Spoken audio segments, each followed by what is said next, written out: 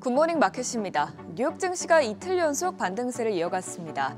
그동안 시장이 크게 떨어졌던 것은 궁극적으로 경기 침체에 대한 우려 때문이었는데요. 오늘 공개된 지표가 어느 정도 그 우려를 덜어주면서 시장의 저가 매수 매력이 더 부각된 것으로 보입니다. 마감 상황 보면 다우지수가 0.85% 올랐고요. S&P 500 지수와 나스닥 지수도 각각 0.65%, 0.31% 상승했습니다.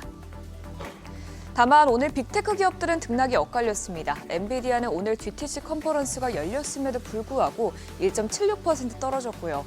애플과 마이크로소프트를 제외하고는 모두 하락세를 보였습니다. 시총 6위부터도 보면 테슬라는 월가에서 목표 주가를 줄하향하자 또 5% 가까이 빠졌고요. 또 메타도 0.44% 내렸습니다. 오늘은 전반적으로 기술주보다는 다른 업종들이 선방하면서 시장을 이끌어준 모습이었죠.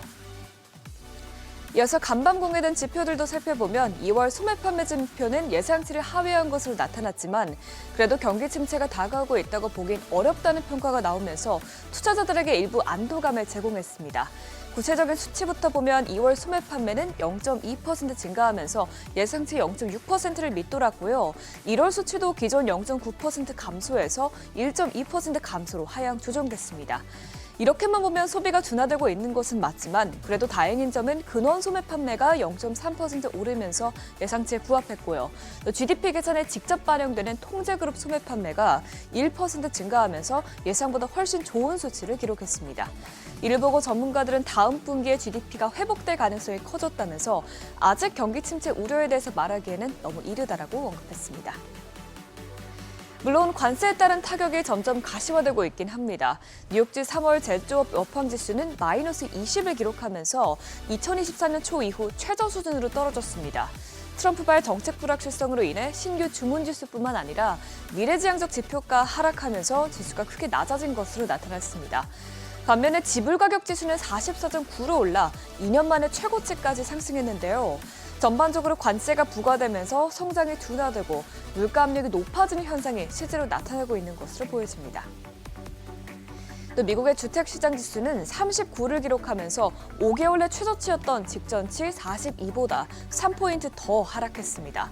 실제로 미국이 캐나다산 철강과 알루미늄에 25% 관세를 부과하면서 미국 주택 건설업체들이 평균적으로 약 1,340만 원의 추가 비용을 부담하게 됐는데요. 전미 주택건설업협회는 이 같은 건축자재 비용 상승과 또 노동력 부족 문제까지 겹치면서 주택건설업체들이 어려움을 겪고 있다고 설명했습니다. 다만 투자자들은 오늘 나온 지표에 대해서는 크게 민감하게 반응하진 않았는데 하지만 실제로 관세로 인한 경기 침체가 현실화될 경우 시장이 크게 출렁일 수 있기 때문에 앞으로 나올 데이터에 계속해서 예의주시해야겠습니다. 국채 수익률은 혼조세를 보였습니다. 이번 2월 소매 판매 지표가 예상보다 부진했지만 선방했다는 평가가 나오면서 금리 인하 기대감이 약해지자 단기물 위주로 상승했는데요. 간밤 2년물 국채 수익률은 0.03%포인트 올랐고요. 10년물 국채 수익률은 소폭 떨어졌습니다. 국제유가는 지난 주말에 이어서 이틀째 상승했습니다. 후티 반군이 미국의 공격에 반격을 가하고 또 중국에서 최근 추가 경기 부양책을 내놓자 원유 수요가 늘어날 것이라는 전망에 유가가 탄력을 받았는데 WTI와 브렌트유는 각각 배럴당 $67, $71 선에서 마감됐습니다. 굿모닝 마켓이었습니다.